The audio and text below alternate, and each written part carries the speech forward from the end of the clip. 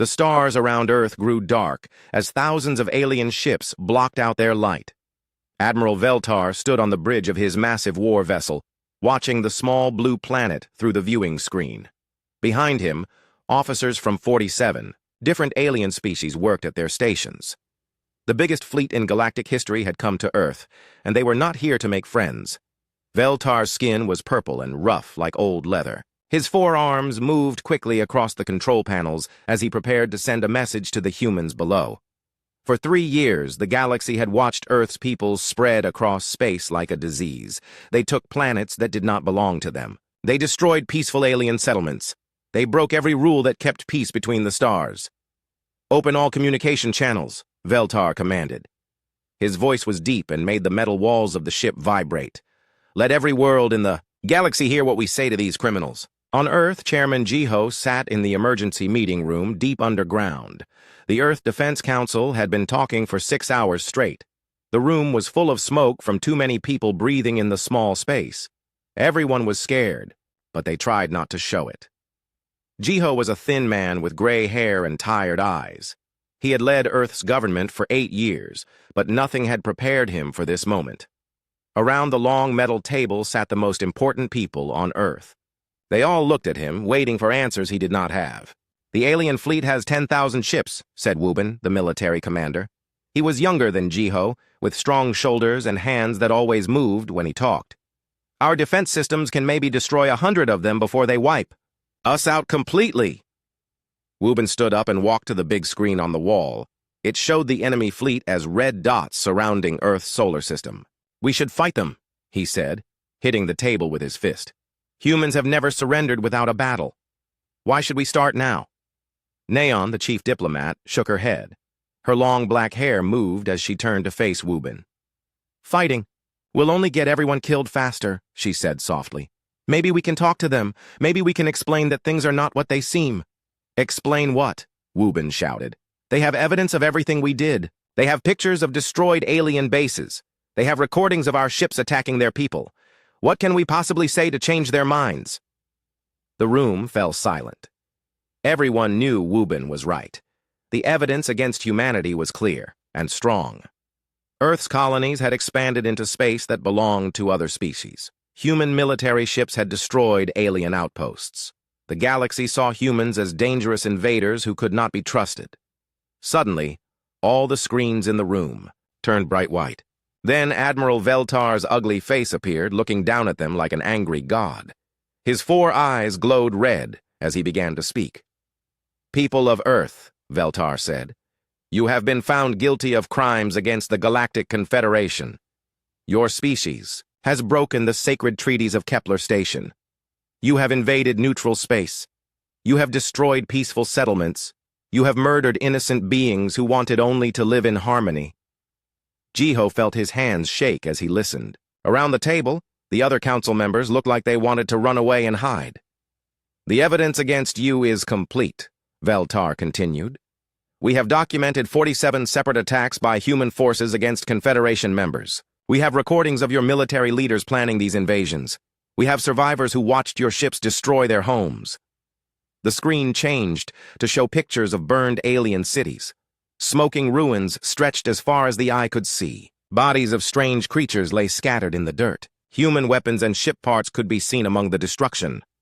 "These are your crimes," Veltar said. "This is what your kind does to peaceful species. You are a cancer that spreads through space, destroying everything you touch." Neon put her hand over her mouth. Even though she knew about these attacks, seeing the pictures made her feel sick. How could humans have done such terrible things? "However," Veltar continued, "the Confederation believes in justice, not revenge.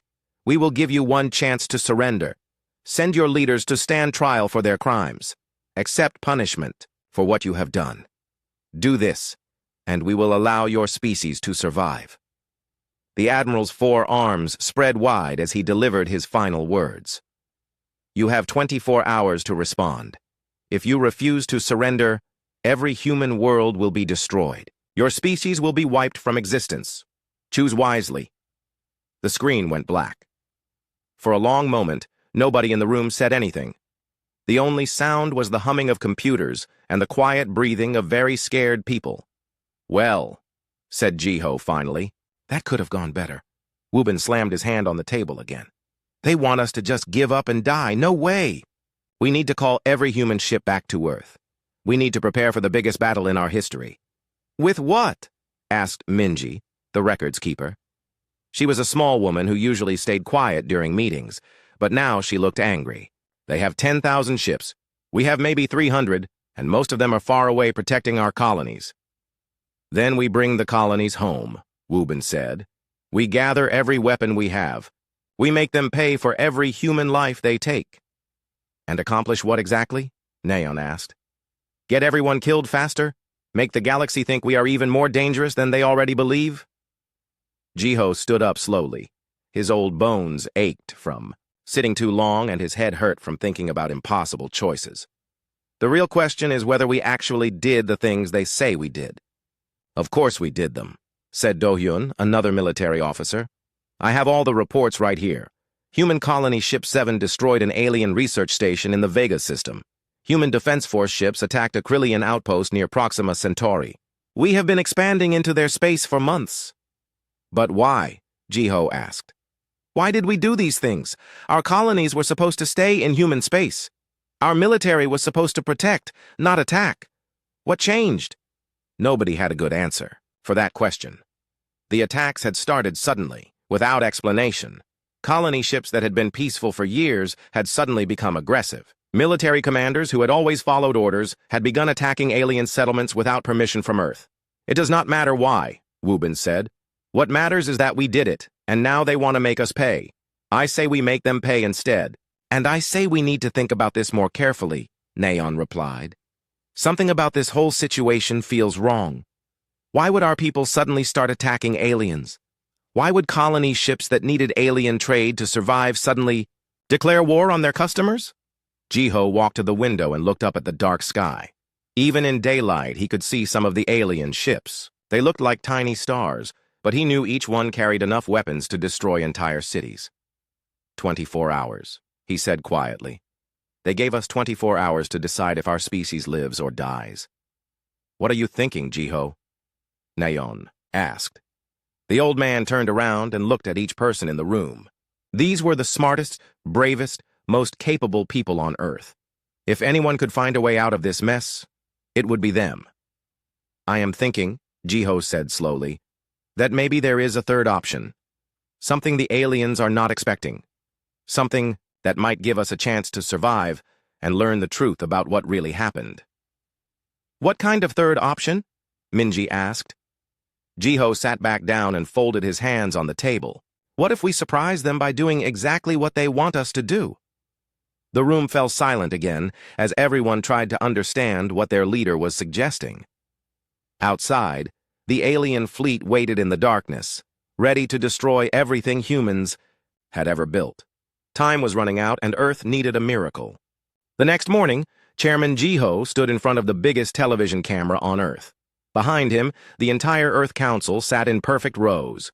Every person in the room wore their best clothes and looked straight ahead with serious faces. This was the most important speech in human history. Across the galaxy, billions of alien beings stopped what they were doing to watch. On Krillia Prime, purple-skinned warriors gathered in their great halls.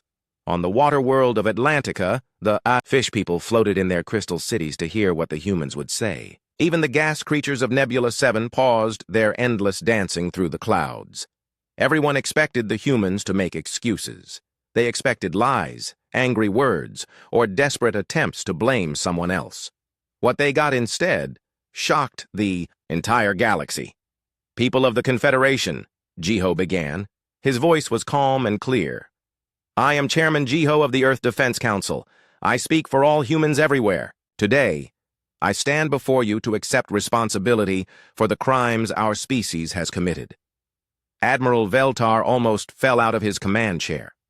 In 40 years of military service, he had never seen a species simply admit guilt without even trying to defend themselves. His communications officer, a 6-armed creature named Kyung-min, stared at the screen with all 12 of his eyes wide open. "What is he doing?" Veltar whispered. On Earth, Jiho continued speaking. 3 months ago, human colony ships began expanding beyond the borders agreed upon in the sacred treaties of Kepler Station. We entered space that belonged to other species. We built settlements where we had no right to build them. The camera moved to show Councilwoman Minji standing up. She held a thick folder of papers in her hands. I am Minji, Keeper of Military, Records for Earth. I will now read the complete list of human violations of galactic law. Minji opened the folder and began to read. Star date 2847.3. Human Colony Ship 7 entered Krillian space without permission and destroyed Research Station. Beta 9. Star date 2847.7. Human Defense Force attacked and destroyed Confederation Outpost Zulu Delta 4 near Proxima Centauri. She continued reading for 20 minutes. Each crime was described in detail, with exact dates, locations, and numbers of alien casualties. The list seemed to go on forever. By the time Minji finished, the galaxy was completely silent. These are our crimes, Jiho said when Minji sat down. We do not deny them. We do not make excuses for them. We accept full responsibility for every action taken by human forces. Do-hyun, the military records keeper, stood up next. He was a young man with nervous hands, but his voice was steady. I have the exact coordinates of every attack. I have the communication logs from our ships. I have the battle reports from our commanders. Everything is documented. Everything is real. The alien fleet's communications networks were going crazy. Ship captains called each other, asking if this was some kind of trick. Species representatives contacted their home worlds, unsure what to do next. Nobody had ever seen anything like this before. On the water world of Atlantica, Elder Bluefin spoke to his people through the Crystal Communications Network. In 3,000 years of galactic civilization, no species has ever simply admitted guilt like this. Usually they fight, they lie, they blame others. What are these humans really doing? Back on Earth, Jiho was not finished. We know that our actions have caused great pain and suffering. We know that innocent beings have died because of what we did. We know that trust between species has been broken. He paused and looked directly into the camera. For a moment, it seemed like he was looking into the eyes of every alien being in the galaxy. We also know that sorry is not enough, Jiho continued. Words cannot bring back the dead. Words cannot rebuild destroyed homes. Words cannot fix the damage we have caused. Nyan stood up from her seat in the council. As Earth's chief diplomat, she had spent years learning alien languages and customs. She knew exactly how to speak to the different species of the galaxy. I am Nayon, Earth's representative for galactic affairs, she said. On behalf of all humans, I offer formal apologies to each species we have wronged. She turned to face different cameras as she spoke to each alien race. To the proud warriors of Krillia, we apologize for destroying your research stations and killing your scientists. To the peaceful traders of the Vega system, we apologize for attacking your supply ships and stealing your cargo. To the Confederation, peacekeepers, we apologize for making your job harder and breaking the trust you placed in us. The apologies continued for another 10 minutes. Nyan knew the proper words for each species, the right way to show respect in their cultures. She spoke some phrases in alien languages, using the correct tones and gestures that showed true regret. Admiral Veltar watched all of this with growing confusion. His forearms scratched at his purple head as he tried to understand what was happening. This has to be a trick, he said to his officers. Humans are clever and dangerous. They must have some plan. But Kyung-min, the communications officer, was studying the human broadcasts very carefully. His species were experts at reading emotions and detecting lies. Admiral, he said slowly, I do not think they are lying.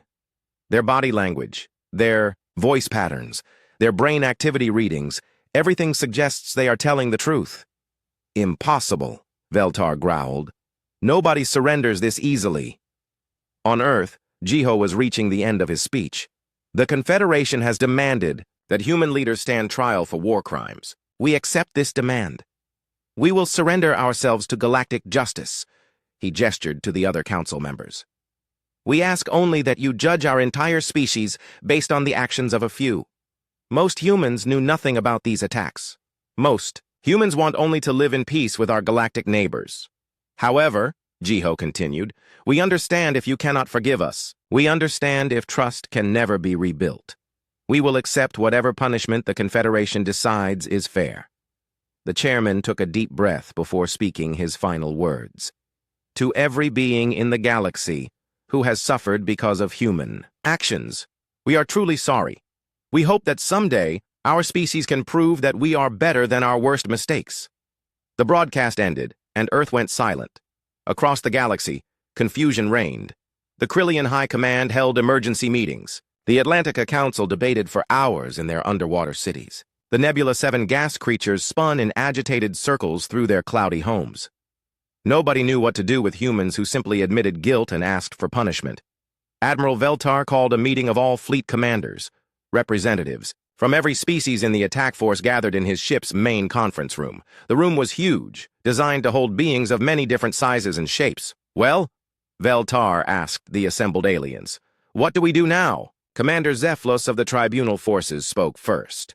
He was tall and thin, with skin like polished silver. In my experience, species that confess immediately are usually hiding something worse. Perhaps these attacks were just the beginning of a larger plan. But Elder Kyungmin disagreed. My people are experts at detecting deception. The humans appear to be genuinely sorry for what they did. Their emotional readings suggest real guilt and regret. It could still be an act, argued Captain Vorthak of the Destroyer Division. Humans are known for their cunning. Maybe they think appearing weak will make us let our guard down. The debate continued for hours. Some aliens wanted to accept the human surrender and begin trials immediately. Others wanted to investigate further. A few suggested that the humans might be telling the truth and deserved mercy. Finally, Admiral Veltar made a decision. We will send investigation teams to Earth. They will examine all human records and interview the leaders. If the humans are truly sorry and willing to cooperate, we will proceed with fair trials. And if they are lying? Asked Commander Zephylos. Veltar's forearms spread wide in a gesture of finality. Then we will show them what happens to species that try to deceive the Confederation. Meanwhile, on Earth, Chairman Jiho sat alone in his office.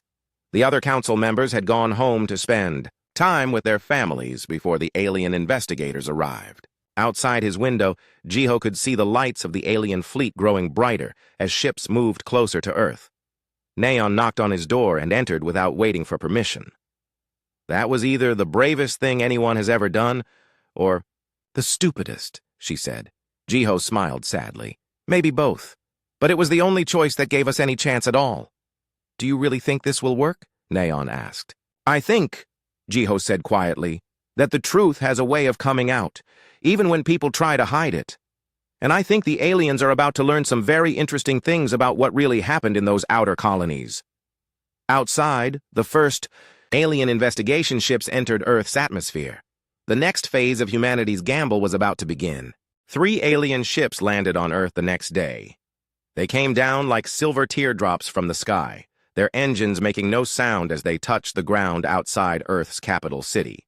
Tribunal Judge Zephylos stepped out first, his tall silver body shining in the morning sun. Behind him came a team of investigators from 6 different alien species. Su-Yung, Earth's chief of internal affairs, waited for them at the landing site. She was a serious woman with short black hair and eyes that missed nothing. Her job was to investigate crimes within the human government, and she was very good at it. Welcome to Earth, Su-Yung said in perfect galactic standard language. We have prepared everything you requested. All our military records, colony reports, and communication logs are ready for your examination. Judge Zephylos nodded his long silver head. We appreciate your cooperation, Chief Su-Yung. However, you must understand that this investigation is merely a formality. The evidence against your species is overwhelming. I understand, Su-Yung replied. We want to help you learn the complete truth about what happened. The investigation team was led to a massive underground facility where Earth kept all its important records. Tai-Hyun, a young archivist, had been working for 3 days straight to organize everything the aliens might want to see. His eyes were red from lack of sleep, but he had made sure every document was perfectly arranged. These are the military records from the past year. Taehyun explained, showing the aliens to a room filled with computer terminals. Colony reports are in the next room. Communication logs are down the hall. Everything is organized by date and location. The aliens split up into teams and began their work. They had expected to find evidence that humans were planning even bigger attacks. They had expected to discover secret weapons or hidden military bases. What they found instead was much more interesting. Judge Zeflos was examining communication logs when he noticed something strange. The logs showed normal, peaceful conversations between Earth and its colonies for months. Then, suddenly, everything changed. Colony commanders who had been reporting routine farming and mining operations began talking about defense against hostile forces. Taehyun, Judge Zeflos called. "Come here and explain this to me." Taehyun looked at the screen and frowned. That is odd. According to this, Colony 7 reported an attack on their research station 3 days before they attacked the Krillian outpost. "What kind of attack?" Zeflos asked. "Unknown ships destroyed their communication array and killed 12 scientists," Taehyun read from the report. "The colonists requested military support, but Earth Command told them no help was available." Zeflos scratched his silver chin with one long finger. This was not what he had expected to find. "Show me the records from Colony 12. Taehyun pulled up different files. Colony 12 also reported attacks by unknown ships. Their mining operation was destroyed and 37 people were killed. They asked Earth for help, but again, no support was sent. "This is interesting," Zeflos muttered. "The colonies were being attacked, but Earth's government did not help them. Why would the colonies suddenly become aggressive if they were the ones being attacked?" Meanwhile, in another room, Hyeron was helping the aliens examine Earth's intelligence files. Hyeron was quiet and careful, the kind of person who noticed things other people missed. She had been working in Earth's intelligence agency for 15 years. "Here are our reports on alien activity near human colonies," Hyeron said, showing the investigators a set of encrypted files. "We monitor all space traffic in human territory to watch for possible threats."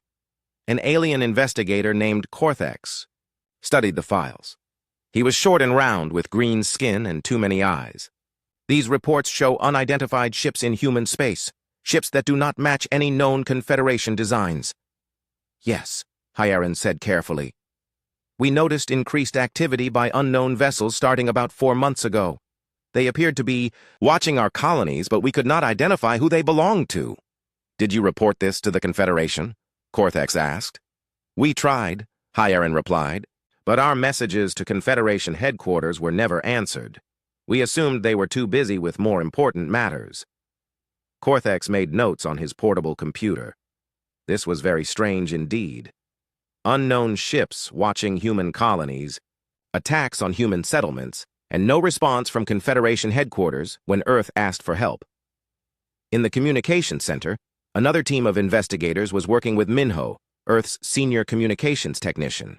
Minho was young and very smart about computers and electronic systems. He had been asked to help the aliens examine all of Earth's message traffic. "We keep copies of every message sent between Earth and other worlds," Minho explained. "Everything is stored in these databases." The lead investigator, a creature with blue fur and 6 arms, began searching through the files. "We want to see all communications between Earth and the Confederation Council for the past 6 months. Minho typed commands into his computer. "Here are all the official messages.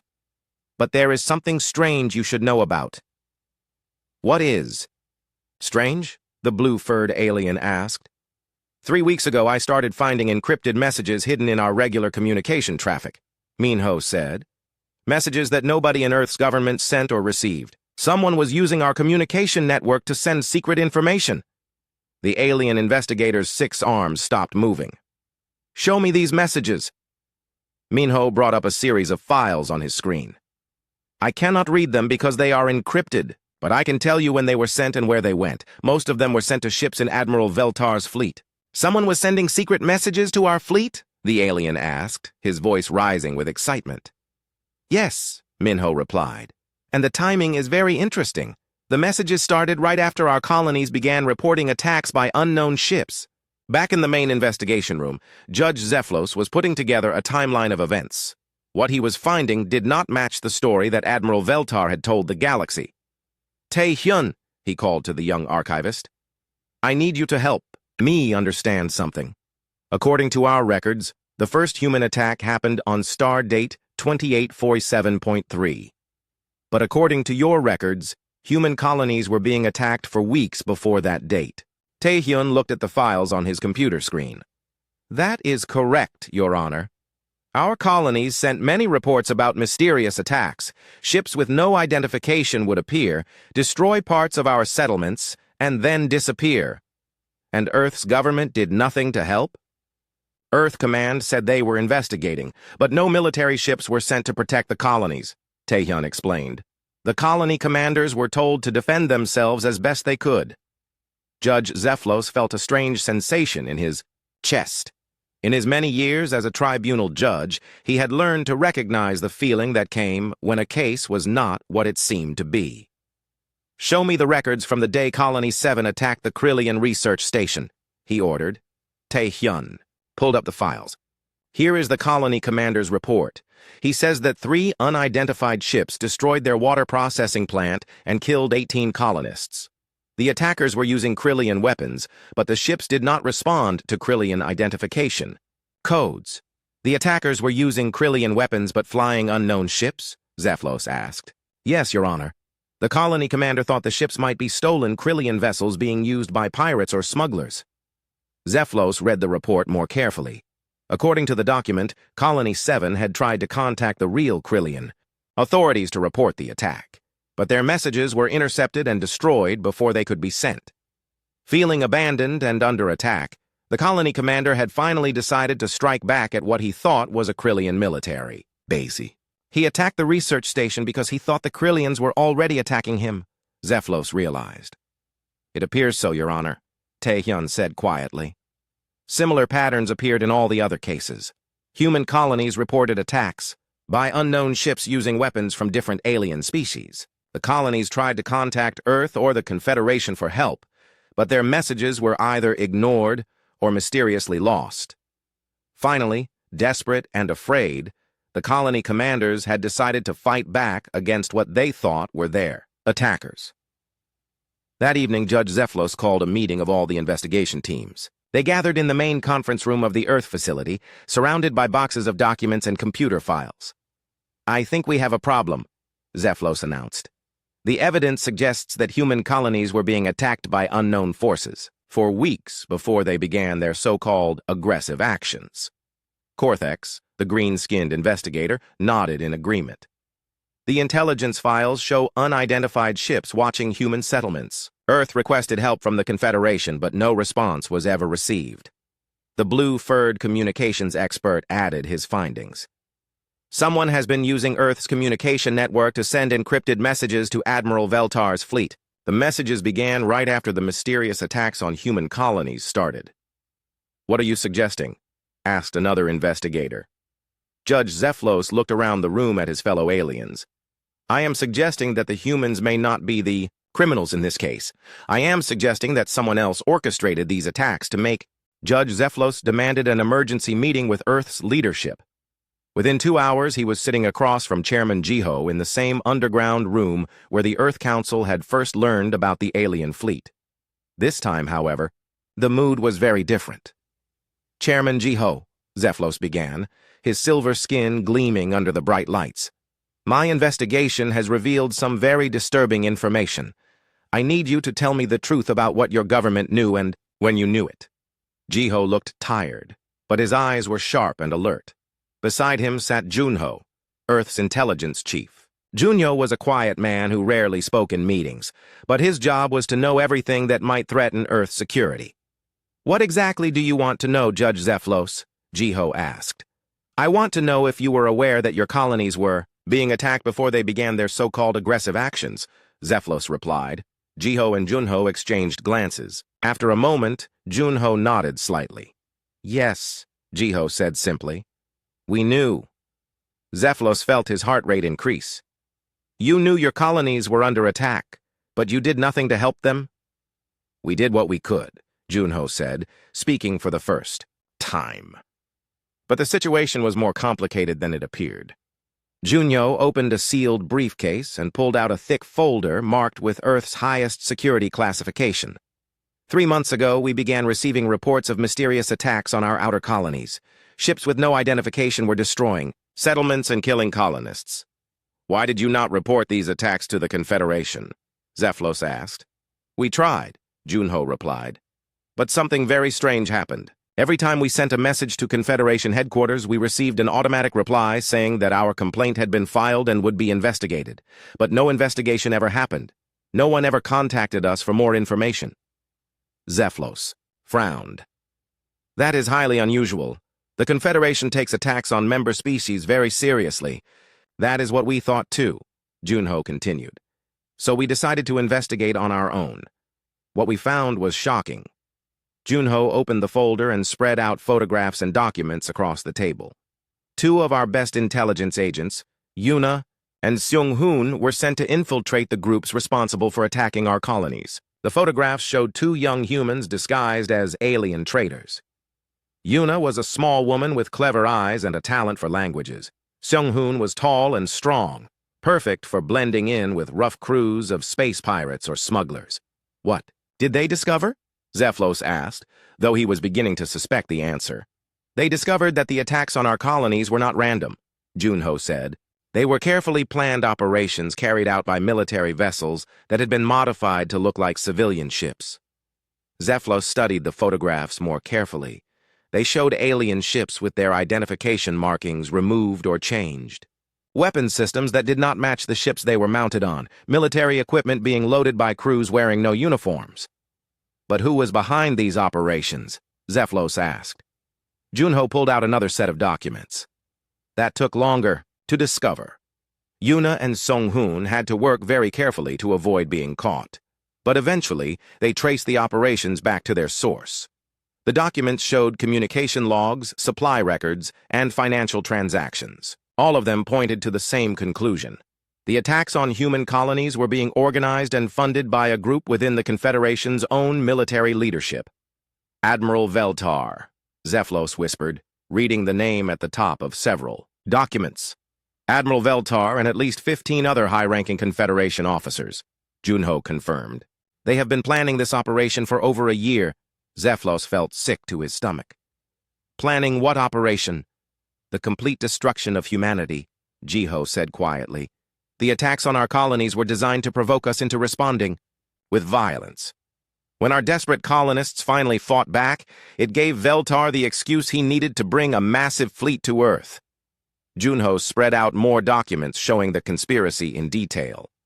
The plan was brilliant in its simplicity. Attack human colonies using weapons from different alien species. Make it look like various Confederation members were threatening humanity. When humans finally responded by attacking what they thought were their enemies, claim that humanity was becoming aggressive and dangerous. Then bring the galaxy's largest fleet to Earth and destroy the human species before it could become a threat to galactic peace, Jiho added. Zeflos stared at the evidence in front of him. This is monstrous. Why would they do such a thing?" "Because they were afraid," Junho explained. "Human technology has been advancing very quickly. Our ships, our weapons, our computers, everything is improving faster than most alien species expected. Some Confederation leaders became worried that humans might become too powerful to control, so they decided to destroy us before we could become a real threat," Jiho said. Zeflos picked up one of the communication logs and read it carefully. It was a message between Admiral Veltar and another conspirator discussing the progress of their plan. The casual way they talked about destroying an entire species made Zeflos feel cold inside. "How long have you known about this conspiracy?" Zeflos asked. "We pieced together most of it 2 weeks ago," Junho replied. "Yuna and Seung-hoon sent us the final evidence just days before Veltar's fleet arrived at Earth." "Then why did you not expose them immediately? Why did you confess to crimes you did not commit?" Jiho leaned back in his chair and smiled sadly. "Because we needed proof that would convince the entire galaxy. And because we needed to make the conspirators believe. Their plan was working. I do not understand." "Think about it from our perspective," Jiho explained. "We had evidence of a conspiracy, but it was just the word of 2 human spies against some of the most respected military leaders in the galaxy. Who would believe us? Furthermore, Junho added, if we had accused Admiral Veltar of treason, he could have simply destroyed the evidence and proceeded with his attack. He would have claimed that our accusations proved humans were paranoid and dangerous. Zeflos began to understand. So you decided to play along with their plan. We decided to give them exactly what they thought they wanted, Jiho confirmed. A human confession and surrender. We hoped that if they believed their plan was succeeding, they would become careless and reveal more evidence of their crimes. And has that happened? Junho smiled for the first time since the meeting began. Oh, yes. Jiwon, our cyber warfare specialist, has been monitoring all communications between the fleet and various Confederation worlds. The conspirators have been sending messages to each other, congratulating themselves on their success. Jiho opened his own briefcase and pulled out a recording device. We have recordings of Admiral Veltar discussing his plans with other conspirators. We have financial records showing payments to the mercenaries who attacked our colonies. We have enough evidence to prove their guilt to the entire galaxy. Then why have you not released this evidence? Zeflos asked. Because we are waiting for the right moment, Jiho replied. The conspirators must be allowed to reveal themselves completely before we expose them. Otherwise, some might escape justice. Zeflos sat in silence for several minutes, trying to process everything he had learned. The implications were staggering. If this conspiracy was real, it meant that some of the galaxy's most trusted leaders were mass murderers. It meant that the great fleet surrounding Earth was not delivering justice, but carrying out genocide. Judge Zeflos, Jiho said softly, I need to ask you something important. Can we trust you with this information? Zeflos looked at the human chairman with new respect. Chairman Jiho, if what you have told me is true, then this conspiracy threatens not just humanity, but the entire Confederation. If military leaders can fabricate evidence to justify destroying entire species, then no one in the galaxy is safe. That is exactly what we thought, Jiho replied. What do you need me to do? Zeflos asked. For now, nothing, Junho said. Continue your investigation as if you had found nothing unusual. Do not let Admiral Veltar know that you suspect anything. We will contact you when it is time to reveal the truth. And when will that be? Jiho stood up and walked to the window. Outside, he could see the lights of the alien fleet growing brighter as more ships moved into position around Earth. Very soon, Jiho said. The conspirators are almost ready to spring their final trap. When they do, we will be ready to spring ours. Zeflos gathered up his documents and prepared to leave. Chairman Jiho, I must ask, are you certain this plan will work? You are gambling with the lives of every human in the galaxy. I am gambling with them anyway, Jiho replied. The conspirators intend to destroy humanity whether we resist or surrender. At least this way, we have a chance to take them down with us. As Zeflos left the meeting, he felt the weight of the galaxy's future on his shoulders. In the next few days, either justice would triumph or the greatest crime in galactic history would be completed. Above Earth, Admiral Veltar sat in his command chair, completely unaware that his carefully planned conspiracy was about to be exposed. He believed that victory was within his grasp, and that soon the dangerous human species would be nothing but a memory. He had no idea that the humans were about to teach the galaxy a lee. The trap was sprung at exactly noon, Earth time. Admiral Veltar was meeting with his co-conspirators in the secure communication chamber of his flagship. Around the holographic table sat the projected images of 15 other Confederation military leaders. They were celebrating what they believed was their greatest victory. The humans have confessed to everything, laughed General Korthak, his reptilian face twisted in cruel satisfaction. Their pathetic surrender speech has convinced the entire galaxy that they deserve destruction. The tribunal judges are finding exactly the evidence we planted, added Admiral Nexus, her tentacles waving with excitement. By tomorrow, every species in the Confederation will be demanding human extinction. Veltar's 4 arms spread wide, in a gesture of triumph. Soon, the human threat will be eliminated forever. No species will ever again advance fast enough to challenge Confederation authority. What none of them knew was that every word they spoke was being recorded by Earth's intelligence services. Ji-won, the cyber warfare specialist, sat in a hidden facility deep underground watching the conspirators condemn themselves with their own words. "Did you get all of that?" asked Junho, looking over Ji-won's shoulder at the recording equipment. "Every word," Ji-won replied with a smile. "And I have much more than just this conversation. For the past week, they have been sending messages to each other about their plans. They think their communications are secure, but human encryption technology is better than they realize." Above them, in the main government building, Chairman Jiho was preparing for the most important speech of his life. The broadcast would go out simultaneously to every inhabited world in the galaxy. This time, however, Earth would not be confessing to crimes it did not commit. Nayeon stood beside Jiho, checking the translation systems that would convert his words into hundreds of alien languages. "The timing has to be perfect," she said. "We need to release everything at once, before they have time to destroy evidence or silence witnesses." "Is Judge Zephylos ready?" Jiho asked. "He is standing by with the honest members of the investigation team," Nayeon replied. "As soon as you begin the broadcast, he will present our evidence to the tribunal authority." Minji entered the room carrying several data storage devices. "These contain copies of all the evidence, financial records, communication, logs, video recordings of the conspirators' meetings, testimony from our intelligence agents, everything." "And our people in the field?" Jiho asked. "Yuna and Seong-hoon are safe," Junho reported through his communication device. "They have been extracted from their undercover positions and are ready to testify." Jiho nodded and took his position in front of the cameras. Around the galaxy, billions of beings prepared to hear what they expected would be humanity's final surrender before execution. Instead, they got something completely different. "People of the galaxy," Jiho began, his voice strong and clear. 3 days ago, I stood before you and confessed that humanity had committed crimes against the Confederation. Today, I stand before you to reveal the truth about those crimes.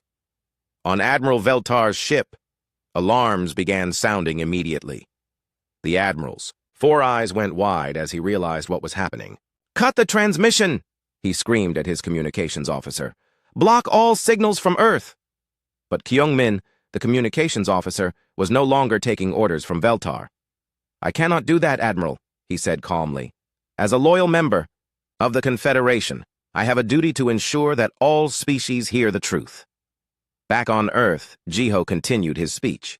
The attacks on alien settlements were real. Human ships did destroy Confederation outposts. Human weapons did kill innocent beings. These facts are not in dispute. He paused, looking directly into the camera. What is in dispute is who gave the orders for those attacks, and why. The screen behind Jiho lit up with the first piece of evidence, a recording of Admiral Veltar discussing his plans with the other conspirators. "This is Admiral Veltar, commander of the fleet currently surrounding Earth," Jiho announced. This recording was made 6 days ago, during a secret meeting with his fellow conspirators. Veltar's voice filled communication systems across the galaxy. "The human colonies have taken the bait perfectly. Their desperate attacks on our fake outposts have given us all the justification we need to destroy their entire species." The galaxy fell silent as the implications became clear.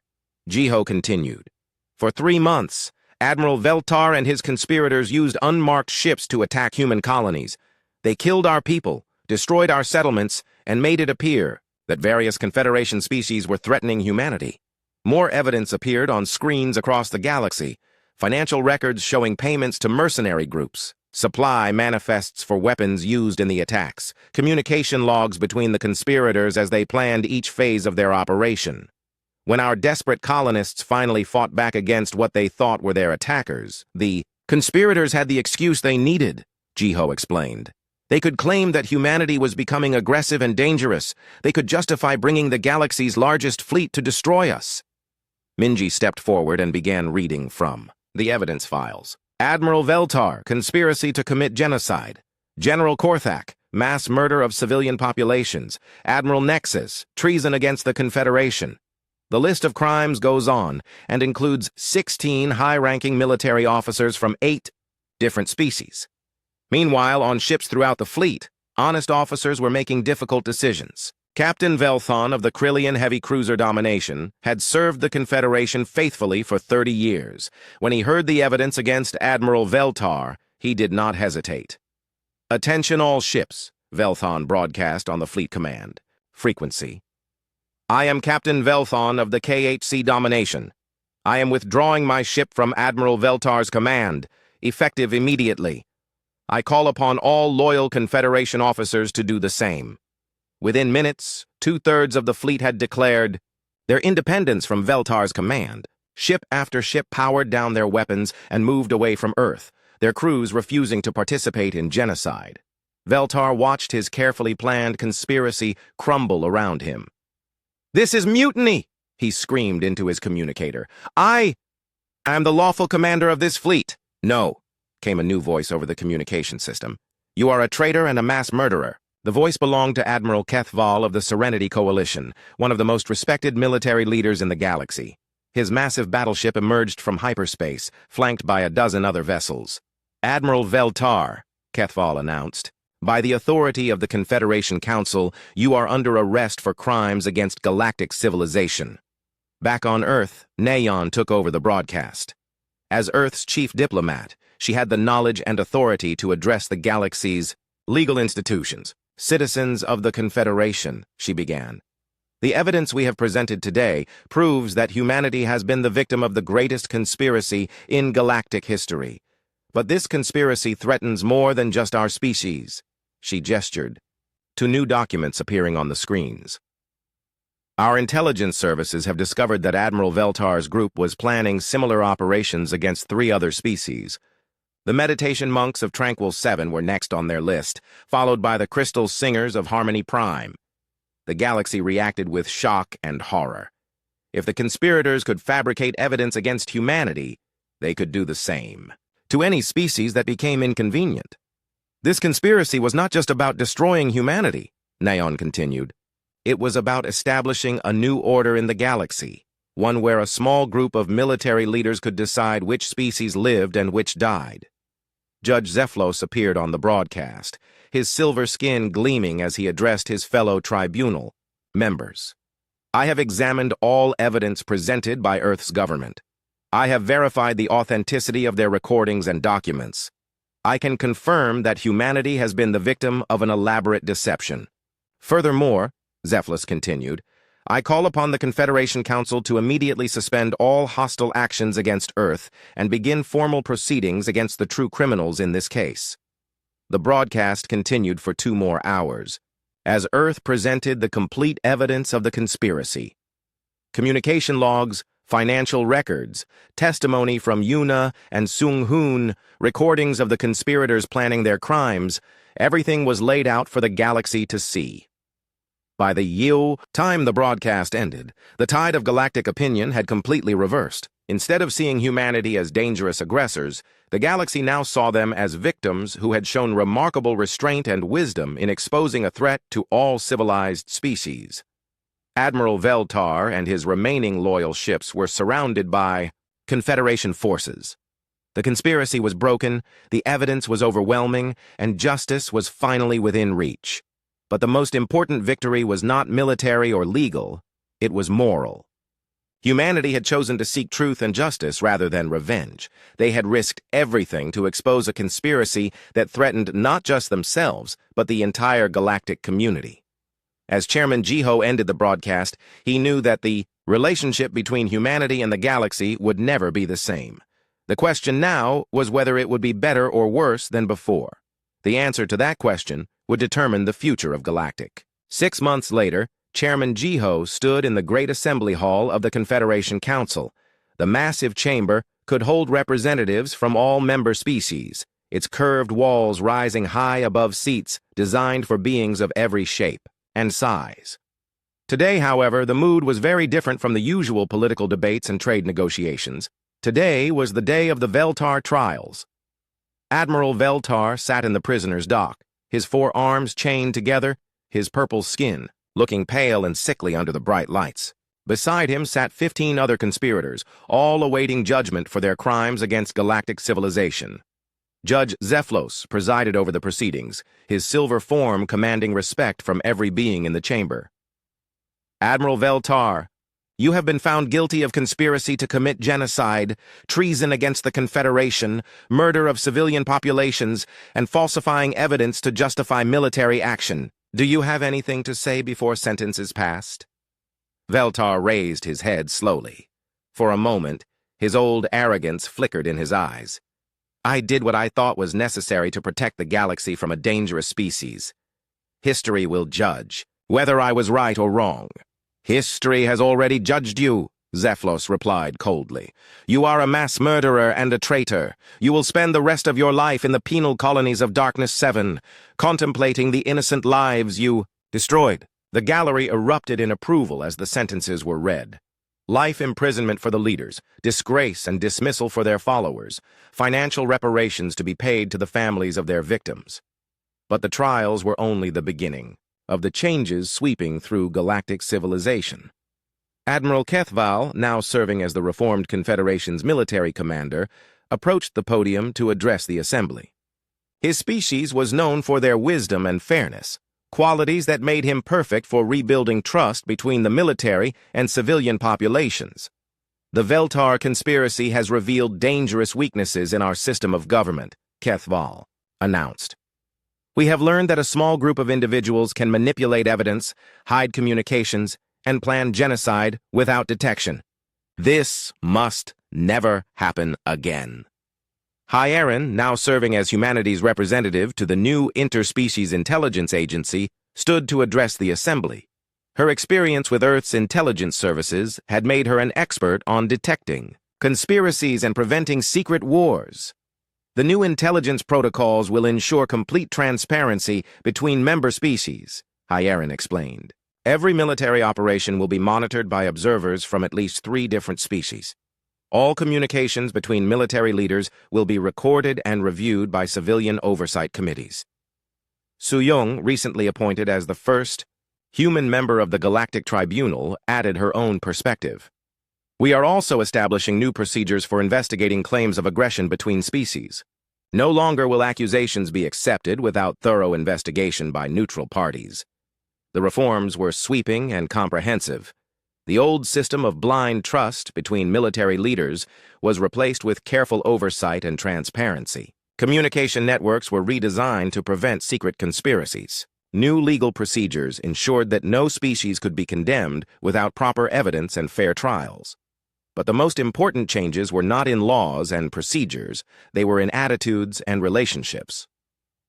Taehyun, now serving as chief archivist for the new Confederation Historical Institute, had spent months documenting the full story of the conspiracy. His work had revealed just how close the galaxy had come to disaster. If humanity had not chosen to seek truth instead of revenge, Taehyun told a gathering of young aliens from across the galaxy, the conspiracy might have succeeded. Other species might have been destroyed. The galaxy might have fallen under the control of military dictators. The young aliens listened with fascination as Taehyun described humanity's strategy. Instead of fighting or fleeing, humans had chosen to appear weak while gathering evidence. They had risked everything on the belief that truth and justice were more powerful than weapons and threats. What can we learn from this? Asked a young Krillian student. We can learn that sometimes the bravest thing to do is admit weakness, Taehyun replied. We can learn that seeking truth is more important than protecting pride, and we can learn that the best way to defeat enemies is to turn them into friends. Meanwhile, Minho was leading the technical implementation of the new quantum communication network that would link all member worlds in real time. The system would make it impossible for anyone to hide communications or plan secret operations. The network is more than just a technical achievement, Minho explained to the team of engineers from dozens of different species working on the project. It represents a commitment to openness and trust between all members of the galactic community. The network was based on human quantum technology, but it incorporated innovations from every member species. The crystal singers of Harmony Prime provided resonance amplifiers that could carry signals across vast distances. The meditation monks of Tranquil 7 contributed mental interface systems that allowed direct thought-to-thought communication. Even the gas creatures of Nebula 7 had found ways to help, using their natural electromagnetic abilities to boost signal strength. Working together, the species of the galaxy were creating something greater than any of them could have achieved, alone. In Earth's capital city, Neon was preparing for another important ceremony. As Earth's new ambassador to the Galactic Council, she would be presenting humanity's proposal for the next phase of galactic cooperation. The Confederation has learned that isolation breeds suspicion, Neon said as she practiced her speech. When species do not understand each other, they fear each other. When they fear each other, they become vulnerable to those who would exploit that fear. Her proposal was ambitious, a galaxy-wide cultural exchange program that would send young beings from every species to live and learn on other worlds. Human students would study crystal singing on Harmony Prime. Krillian warriors would learn meditation techniques from the monks of Tranquil 7. Gas creatures from Nebula 7 would explore the ocean cities of Atlantica. Understanding prevents fear, Neon explained to the Council. And fear is the weapon that conspirators use to turn species against each other. The proposal was approved unanimously. As the months passed, the galaxy began to change in ways that nobody had expected. The crisis that had nearly destroyed humanity had instead brought all species closer together. Trade increased as trust grew. Scientific cooperation led to breakthrough discoveries. Art and culture flowed freely between worlds that had previously been strangers to each other. Junho, still serving as Earth's intelligence chief, monitored these changes with satisfaction. His job was now focused on protecting the peace rather than preparing for war. The conspiracy taught us something important, Junho said during a meeting with his counterparts from other species. The greatest threats to galactic civilization come not from external enemies, but from corruption within our own institutions. The new intelligence services were designed with this lesson in mind. Instead of spying on other species, they focused on ensuring transparency and honesty within their own governments. Instead of planning for war, they worked to prevent conflicts before they could begin. 1 year after the trials, Chairman Jiho stood once again before the cameras to address the galaxy. This time, however, he was not confessing to crimes or exposing conspiracies. He was celebrating the first anniversary of what historians were already calling the Great Reformation. "A year ago, our species faced extinction," Jiho said. "We were accused of crimes we did not commit, threatened with destruction we did not deserve. We could have chosen to fight, to flee, or to surrender in despair." He paused, looking directly into the camera with eyes that now held hope instead of fear. "Instead, we chose to trust in truth and justice. We chose to believe that the galaxy was fundamentally good, even when evidence suggested otherwise. We chose to risk everything on the possibility that honesty and courage could triumph over deception and fear." Behind Jiho stood the other members of Earth's leadership, no longer the desperate, frightened people they had been during the crisis. Wubin now commanded joint human-alien military units dedicated to keeping peace between species. Minji headed the new Confederation archives, ensuring that the complete truth about galactic history would never again be hidden or distorted. "Today, I am proud to announce that Earth will be hosting the first Galactic Unity Festival," Jiho continued. "Representatives from every member species will gather on our world to celebrate not just our survival, but our transformation into something greater than we were before." The camera pulled back to show the view outside the government building. The sky was filled with ships from across the galaxy. Not weapons of war, but vessels of peace carrying diplomats, artists, scientists, and students eager to learn from each other. "The conspiracy that nearly destroyed us has instead taught us the most important lesson in galactic history," Jiho concluded. "We are stronger together than we are apart. We are safer when we trust each other than when we fear each other. And we are better when we seek truth than when we accept comfortable lies." He smiled, and for the first time in months it was